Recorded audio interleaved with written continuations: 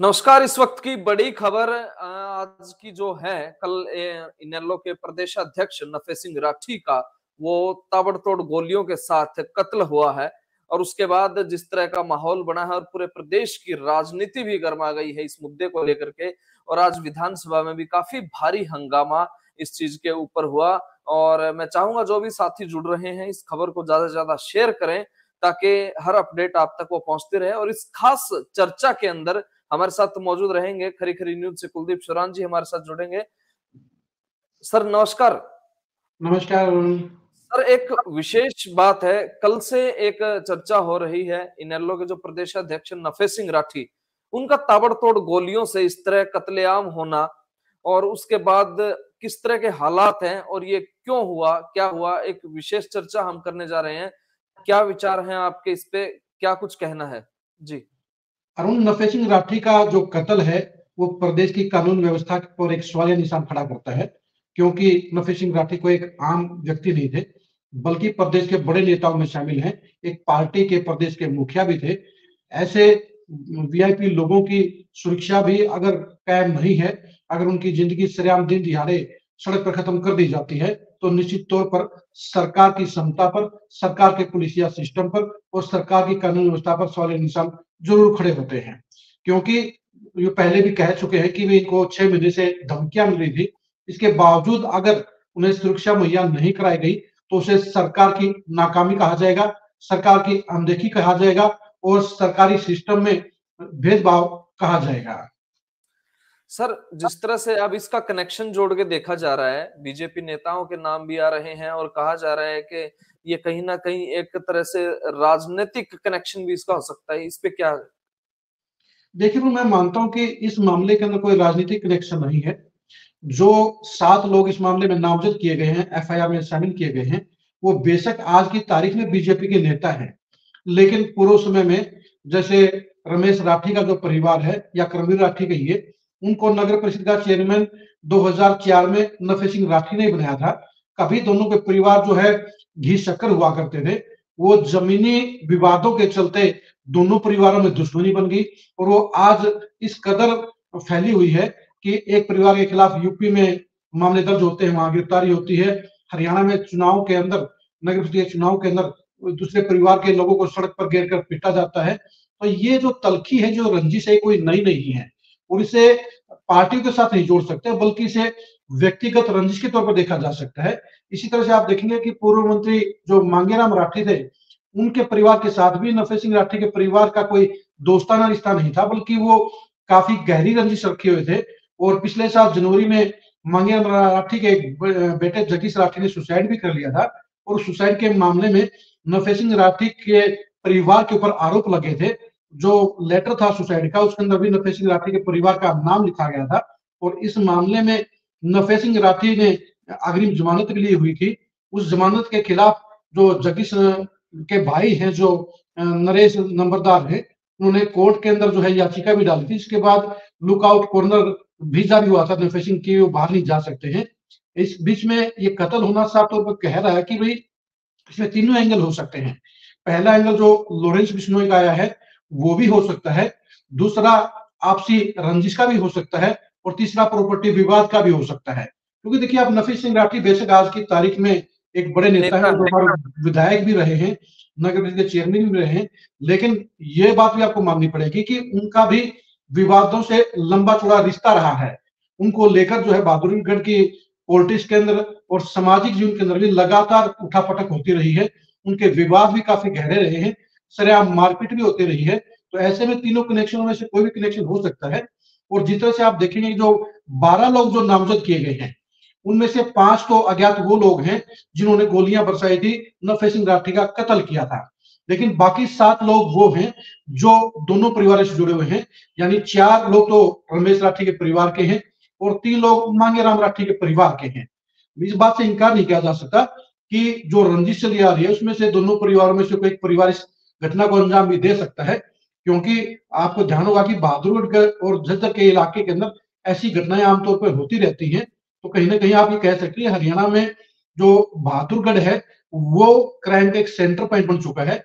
यहाँ पर हर दूसरे तीसरे महीने ऐसे ही जो है दिन दिहाड़े कत्ल भी होते रहे हैं। तो ऐसे में पुलिस की जांच का सवाल है कि इस घटना के पीछे क्या गैंगस्टर थे, क्या इस घटना के पीछे आपसी रंजिश थी, और क्या इस घटना के पीछे कोई प्रॉपर्टी का विवाद था। जहां तक पॉलिटिकल कोई रंजिश है, उससे मैं सहमत नहीं हूं, क्योंकि बहादुरगढ़ की पॉलिटिक्स के अंदर आज की तारीख में नफे सिंह राठी से किसी को कोई खतरा नहीं था। वो 20 से 25,000 वोटों के मालिक थे। वो इनेलो के अगले उम्मीदवार भी थे, लोकसभा के लिए और विधानसभा के लिए। और बाकी जो नरेश मलिक है, जो बीजेपी के पूर्व एमएलए हैं, उनका इस मामले से कोई लेना देना नहीं हो सकता, क्योंकि उनकी लाइन अलग है।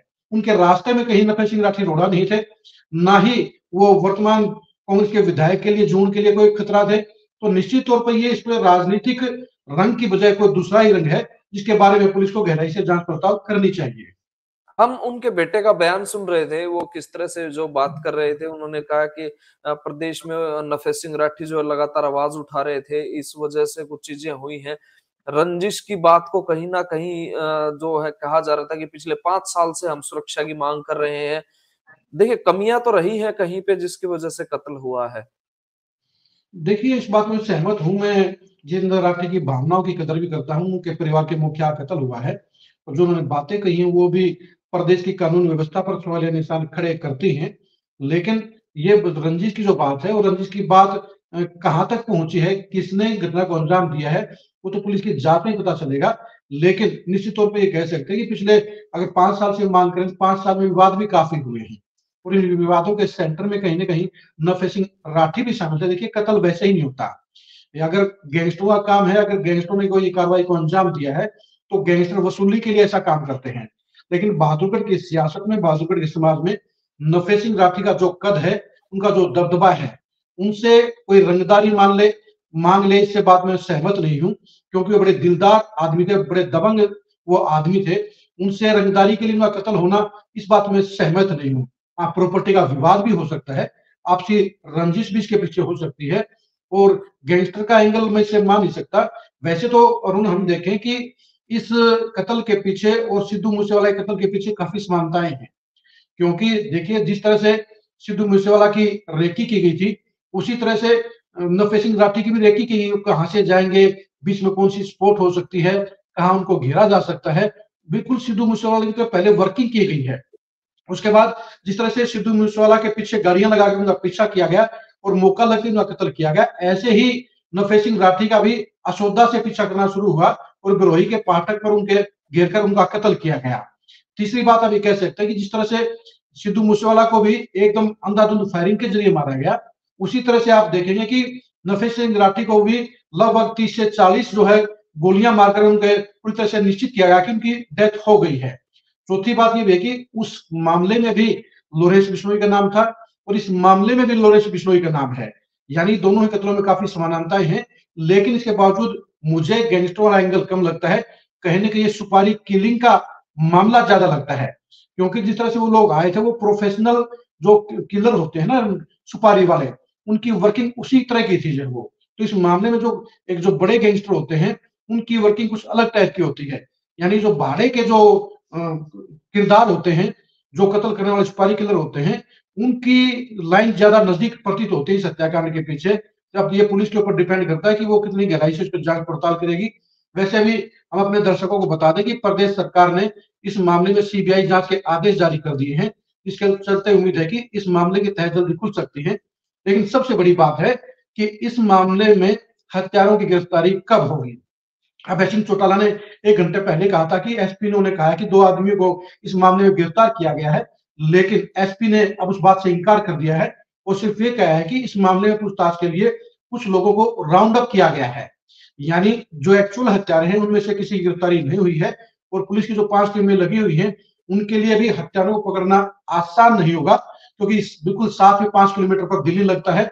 उसके साथ साथ जो है 5 किलोमीटर पर केएमपी हाईवे लगता है, जिसके जरिए यूपी में हत्यारे भाग सकते हैं, और राजस्थान जाना भी हत्यारों के लिए कोई ज्यादा मुश्किल नहीं है। इस हत्याकांड को लेकर पुलिस बेशक से मुस्तैद है, लेकिन जब तक हत्यारों की गिरफ्तारी नहीं होती, तब तक इस हत्याकांड की सच्चाई से पर्दा उठना मुश्किल है। रवि, बिल्कुल, अभय सिंह चौटाला जिस तरह से बात कर रहे थे, उन्होंने भी कहा कि आज जंगल राज है, और वो लगातार कह रहे थे कि नफे सिंह राठी को जो है वो जान का खतरा है। उसके बावजूद भी चीजें वो नहीं की गई। इसको एक चूक तो बड़ी ये हुई है यहाँ पे। देखिए अरुण, जो है सिक्के के दो पहलू होते हैं। जो अभय सिंह चौटाला ने जो बात कही है कि मुझे जान को खतरा था, सुरक्षा मुहैया नहीं कराएगी, जो है लगभग 6 महीने पहले नफे सिंह राठी और उनके बेटे जितेंद्र राठी दोनों का आर्म लाइसेंस कैंसिल किया गया था, क्योंकि जो कर्मवीर राठी और जो नरेश राठी हैं, उन्होंने भी इस बात का अंदेशा जाहिर किया था कि ये लोग अपने हथियारों के बलबूते पर धमका सकते हैं, उन्हें जान माल की हानि इनकी कर सकते हैं। उसी शिकायत के बाद ही और जगदीश नंबरदार की सुसाइड के बाद ही इनके लाइसेंसों को रद्द किया गया था। और मैं तो मानता हूं कि इस मामले में कहीं ना कहीं नफे सिंह राठी से भी चूक हुई है। अगर उन्हें 1 साल से धमकियां मिल रही थी तो उन्हें अपनी सुरक्षा को चौकस रखना चाहिए था। जिस तरह से इस हत्याकांड के अंदर जो है तो सुरक्षा कर्मी था वो पीछे आराम से बैठा हुआ था और राठी साहब आगे बैठे हुए थे। जिस आदमी को डेंजर होता है, कम से कम वो अपनी सुरक्षा व्यवस्था को, अगर सरकार ने उनको पर्याप्त या बिल्कुल भी सुरक्षा नहीं दी है तो उनमें इतना आर्थिक तौर पर उनका दमखम था कि वो अपने 3-4 जो है बॉडीगार्ड रख सकते थे। कहीं ना कहीं इस मामले में दो चीजें हो सकती हैं कि या तो नफे सिंह राठी ने मिली हुई धमकी को हल्के में ले लिया, या फिर उन्होंने अपने पूरे सुरक्षा तामझाम को जो है दुरुस्त नहीं किया, जिसके चलते अनदेखी में उनका मर्डर हो गया है। नहीं, लेकिन वो बड़ी बात ये भी है कि वो जिस तरह से कह रहे थे कि आज सुरक्षा के नाम पे जो है किसी को भी उन्होंने एक आरोप भी लगाया कि बीजेपी की झंडी भी अगर किसी के पास होती है तो उसे तो कई सुरक्षा मिल जाती है, लेकिन यहाँ पे मतलब कुछ एक सुरक्षा के नाम पे कुछ लोगों को क्यों ऐसा दिया गया? देखो उन्होंने क्या था कि जो ये राजनीतिक बातें हैं, क्योंकि देखिए जो है पाक दामन जो है नफे सिंह राठी का भी नहीं था। उनका नाम लेकर एक बड़े परिवार का बेटा सुसाइड कर लेता है। उनके खिलाफ जो है एक दूसरे जो पूर्व नगर परिषद के चेयरमैन जो 3 बार रह चुके हैं, उनके परिवार के बच्चों को सड़क पर पीटा जाता है। उन्होंने वो भी नफे सिंह राठी के खिलाफ शिकायत करते हैं। इसके अलावा आधा दर्जन और भी विवाद नफे सिंह राठी के साथ जुड़े हुए थे। तो ऐसे में उन परिवारों का भी ये कहना था, प्रशासन से उनकी शिकायत थी, सीएम तक उनकी शिकायत थी कि नफे सिंह राठी दबंगई करते हैं, वो उन्हें धमकाने का काम करते हैं और वो उन्हें नुकसान पहुंचाने का काम करते हैं। अगर किसी दूसरे परिवार को हानि हो जाती तो ये आरोप कहीं ना कहीं नफे सिंह राठी पर ही लगते। लेकिन ये बात मैं जायज मानता हूं कि अगर उन्हें वास्तव में अगर उन्हें धमकी मिली थी तो सरकार और प्रशासन को उन्हें सुरक्षा मुहैया करानी चाहिए थी। और इसके साथ साथ जो है नफे सिंह राठी को भी अपने बलबूते पर अपनी सुरक्षा व्यवस्था चौकस करनी चाहिए थी, वरना इतनी आसानी से हत्यारे उनका कत्ल करके नहीं निकल जाते।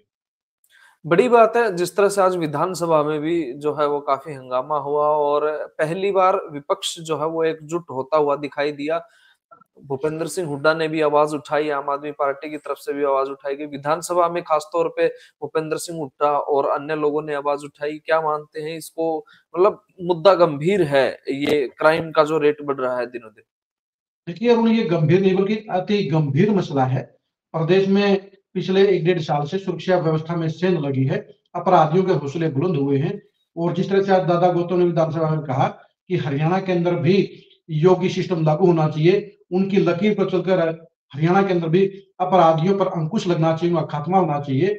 और मैं एक सजग नागरिक होने के नाते मैं मानता हूं कि खट्टर सरकार को इस मामले में अपराधियों के खिलाफ जीरो टॉलरेंस अपनाना चाहिए। जिस तरह से खट्टर साहब करप्शन के मामले में जीरो टॉलरेंस की बात करते हैं, वही पैटर्न जो है क्राइम को लेकर भी होना चाहिए। क्योंकि क्राइम के चलते जहां हरियाणा के अंदर अपराध बढ़ रहे हैं, वहीं दूसरी तरफ आम लोगों में भी भय का माहौल है।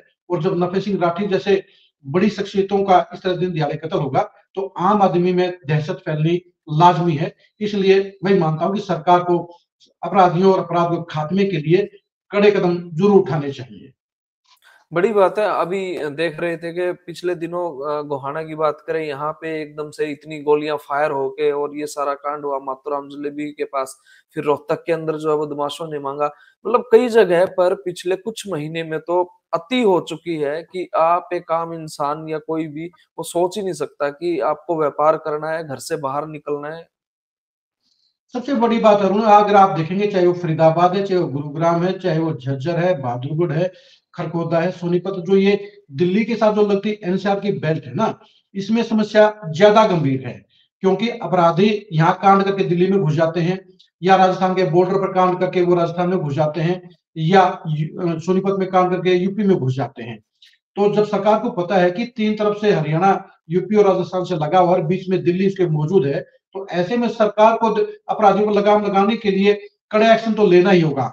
अगर वो कड़ा एक्शन लेगी तो अपराधी हरियाणा में घुसने की हिम्मत नहीं करेंगे, और अगर सरकार सोती रहेगी तो उस मामले में अपराधी हौसले बुलंद होते रहेंगे और हरियाणा में वो बड़ी संगीन वारदातों को अंजाम देते रहेंगे।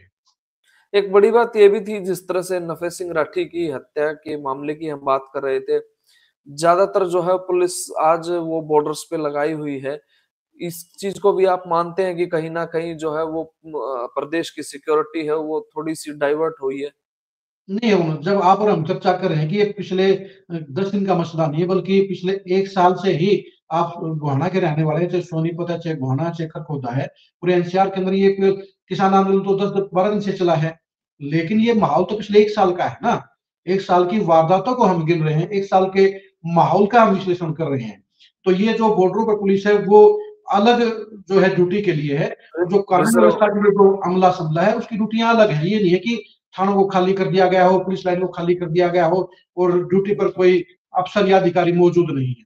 वो सुरक्षा व्यवस्था अलग टाइप की है, ये सुरक्षा अलग टाइप की है। लेकिन ये तो मानना ही पड़ेगा कि इस मामले में लापरवाही जरूर हुई है, चाहे वो प्रशासन के तौर पर हुई है और चाहे वो नफे सिंह राठी की तरफ से खुद व्यक्तिगत तौर पर हुई है, और इसलिए एक बड़ी शख्सियत का जो है सरेआम कत्ल हो गया है। उनके बेटे की जिस तरह से हम बात सुन रहे थे कि मेरे पिताजी कोई आम व्यक्ति नहीं थे, और ये एक बड़ी पीड़ा हो रही है कि इस समय अगर एक आम व्यक्ति की बात करें तो वो तो बिल्कुल भी सुरक्षित नहीं है, अगर एक वीवीआईपी भी सुरक्षित नहीं है तो। मैं उनकी बात से बिल्कुल सहमत हूँ कि जो शख्स 2 बार का एमएलए हो, जो 2 बार का नगर निगम का, नगर परिषद का चेयरमैन हो, वो एक पार्टी का प्रदेश अध्यक्ष हो, तो उसे हम आम इंसान तो मान नहीं सकते। वो बड़ी वीआईपी शख्सियतों में शामिल थे, और ऐसे में उनकी सुरक्षा की गुहार पर जरूर प्रशासन को गौर करना चाहिए था। मान लिया कि उनके लाइसेंस जो सस्पेंड कर दिए गए थे, लेकिन आप बताइए कि अगर उनके पास लाइसेंस, खुद के लाइसेंस भी होते, तो हत्यारों ने किसी को टाइम ही नहीं दिया। उनके पास जो है 2-2 सुरक्षाकर्मी थे, लेकिन उनमें से एक गाड़ी चला रहा, दूसरा पीछे बैठा था। उनको तो अपने हथियार निकालने का मौका ही नहीं मिला। तो ऐसे में जो है, अगर सुरक्षा व्यवस्था और होती, उनके पास 1-2 और सरकारी गनमैन होते, अगर एक गाड़ी आगे और चल रही होती या पीछे चल रही होती, तो शायद हत्यारों की इतनी हिम्मत नहीं होती कि वो दिन दिहाड़े उनकी गाड़ी को रोककर उनकी हत्या कर देते। तो इसका कुछ राजनीतिक नुकसान या कुछ फायदा भी, ये चीजें कुछ प्रदेश में बदलाव होगा सर? क्योंकि ये चुनावी वर्ष है और इन सब का कनेक्शन जो है इस चीज से भी जोड़ के देखा जा रहा है किस तरह से ये चीज हो रही है। क्या बीजेपी को मुश्किलें आएंगी इस मामले में? देखिए, अब क्या है कि अगर यहाँ से आगे चलकर अगर 2-4 ऐसे कांड और हो गए, तो सरकार को उसका खामियाजा भुगतना पड़ सकता है। और सरकार ने अगर इस मामले से सबक लेकर 5-7 एनकाउंटर करा दिए और अपराधियों को हरियाणा से खदेड़ दिया, तो बीजेपी को फायदा हो सकता है। यानी ये दो धारी तलवार है। अगर बीजेपी ने इस मामले को लाइटली लेने का काम किया, उसने अपराधियों के खिलाफ कड़ा एक्शन नहीं लिया, तो निश्चित तौर पर कुछ सीटों पर बीजेपी का ऐसे नुकसान हो सकता है।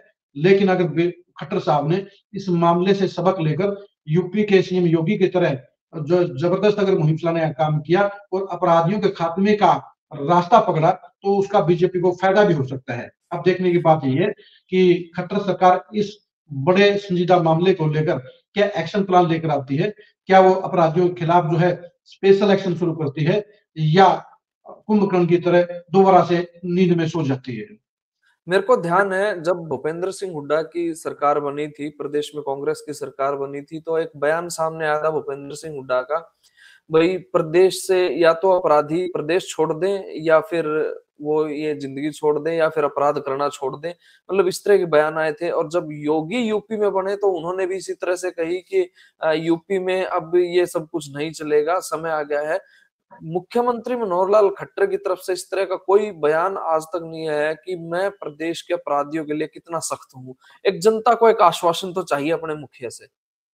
देखिए, इस बात में सच्चाई है अरुण कि भूपेंद्र हुड्डा का जो पार्ट 1 सरकार थी, उसमें भी उन्होंने जो कई इनकाउंटर कराए थे, जिसके चलते हरियाणा से अपराधी विदेशों तक भाग गए थे, और हरियाणा में अपराध करने की बाहर के प्रदेशों के अपराधियों की हिम्मत नहीं होती थी। इसी तरह योगी ने भी यूपी में जो जबरदस्त जो कानून व्यवस्था को लेकर जो कदम उठाए हैं, जिस तरह से उन्होंने अपराधियों का सफाया किया है, उसके चलते आप यूपी में जाइए, आपके तो ससुराल भी है यूपी में, आप 11 बजे जाइए, 12 बजे जाइए, 1 बजे जाइए, आपको कोई खतरा नहीं है।